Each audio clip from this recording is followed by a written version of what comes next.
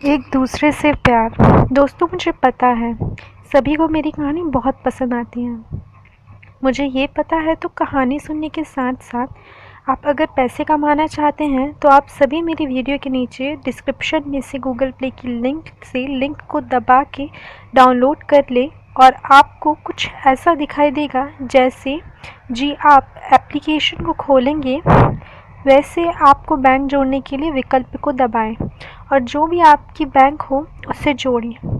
Bank जैसे SBI या फिर और कोई भी बैंक जोड़ सकते हैं। उसके बाद सिर्फ आपको किसी भी नंबर पे एक बार 1 रुपये किसी भी और गूगल पे नंबर पे 1 रुपये भेजें।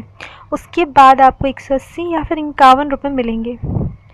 दोस्तों, मेरा नाम इमरान है। मैं फैज़ाबाद में रहने वाला हूँ और ये कहानी तो काल्पनिक है, लेकिन ये सब हो चुका हो जैसे तो मैं सीधे कहानी पे आता हूँ।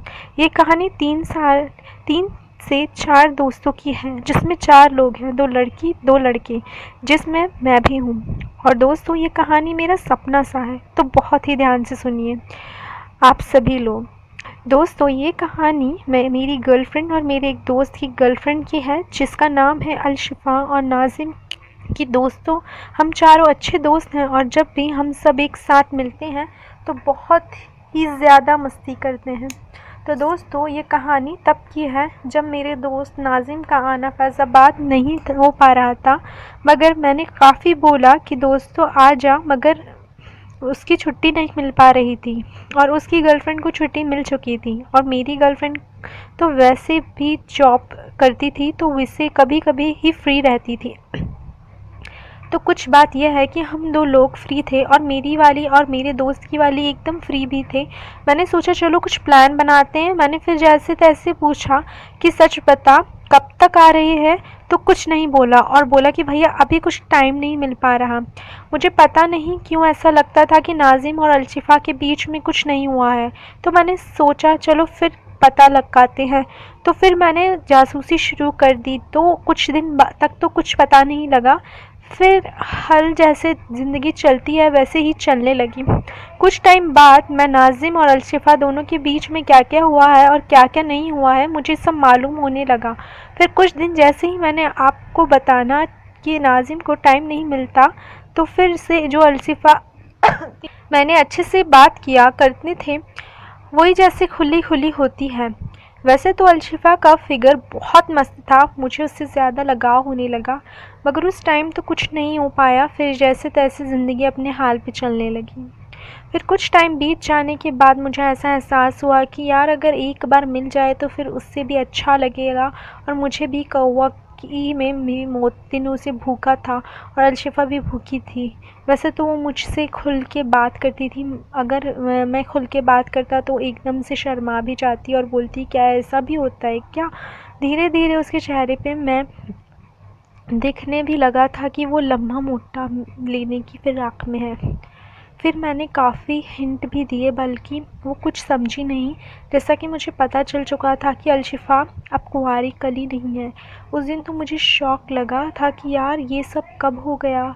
फिर मन में आया कि मुझे भी अब तो करना है। फिर वैसे मैंने प्लान किया। पहले तो मैं बोला कि अलशिफ़ा क्या तुम और नाज़िम के बीच में कुछ हुआ है, तो बोली नहीं ऐसा कुछ नहीं हुआ। और वैसे भी मैंने एक बार नहीं बहुत बार पूछ चुका था, तो फिर भी वही बोली कि नहीं ऐसा कुछ नहीं हुआ। बाद में मुझे उस पर बहुत गुस्सा आने लगा कि ये तो बात नहीं है, इस पर छुपाने से क्या फ़ायदा। फिर भी उसकी बातों से तो ऐसा लगा कि वहाँ का वो सब कर चुकी है, मगर फिर वो डायरेक्ट नहीं बोल रही थी, तो लगता ही नहीं यार। मगर फिर सच एक दिन आ ही गया मेरे सामने कि वो नाज़िम जब भी मैं नाज़िम के बहुत दिनों के नहीं आ पाने में पे मैंने उसके चेहरे की मुरझाहट अलग ही महसूस कर ली थी। फिर तो मैंने सोचा क्या पता बड़ा मोटा बोलती है तो मेरा तो बड़ा और मोटा भी है तो शायद ले ले। तो मैंने धीरे धीरे उसको मनाना चालू कर दिया। मेरी गर्लफ्रेंड में वो बात नहीं थी जो उसमें थी। तो धीरे धीरे पूरा टाइम बीतता चला गया और फिर मैंने एक दिन बोल ही दिया अलशिफ़ा मुझे लगता है कि हमें एक बार कर लेना चाहिए, उसमें ना तुम्हें कुछ नुकसान है ना ही मुझे, दोनों को ही फ़ायदा है। वो कुछ नहीं बोली और ऑफ़लाइन हो गई। मैं परेशान होने लगा कि पता नहीं अब क्या हो, वो शायद माने और ना माने, ये सब बातें हमारी मैसेज में हो रही थी। लेकिन मेरे पास थोड़ी देर बाद मैसेज आया कि ठीक है, मेरी एक शर्त है। मैंने बोला बोलो क्या है शर्त? वो बोली ये बात ना तो तुम्हारी गर्लफ्रेंड को पता चलना चाहिए और ना ही नाज़िम को। मैंने बोला हाँ ठीक है, मुझे शर्त मंज़ूर है। फिर आखिर मैं मुझसे टेक्स्ट मैसेज करके बोलती है अगर ये बात तुम मुझे पहले बोलते तो मैं पहले ही मान जाती। अलशिफ़ा बोली मगर मुझे एक बात समझ नहीं आई, तुम मेरी क्यों लेना चाहते हो? तुम्हारी भी तो गर्लफ्रेंड है शिफ़ा। फिर मैंने उसे जवाब दिया तुम्हारी बात अलग है। फिर मैंने अगले ही दिन उसे टेक्स्ट किया कि मैंने होटल बुक कर लिया, तुम 11 बजे साथ में मिल जाना मुझे। और मैंने जैसा ही सोचा था वैसा ही सब हुआ और फिर हम मिले। मैंने उसे बोला कि नाज़िम को एक बार कॉल करके बोल दो कि मैं बाहर आई हूँ तो शायद टाइम लग जाए। वो जैसे ही का जवाब देती उसके बॉयफ्रेंड को कॉल करी और वैसा ही सब बोल दी। और जैसे कि हम दोस्त थे तो बिना टोपी के निपटाना थोड़ा मेरे लिए गलत था, इसलिए मैं पहले ही रबड़ की टोपी ले आया था जैसे 7 बार के लिए। फिर हम होटल में आएंगे और थोड़ा आराम करने लगे। मैंने बोला कि ये आराम का टाइम नहीं है। वो थोड़ी उदास होकर बोली यार कि नाज़िम के साथ कहीं मैं गलत तो नहीं कर रही हूँ? मैंने बोला देखो मुझे नाज़िम का पता है, वो अच्छी पोस्ट पे है और तुमसे ज़्यादा लड़कियों के साथ वो सब कर चुका है। वो ये बात सुन के मेरा साथ देने लगी और लेट गई।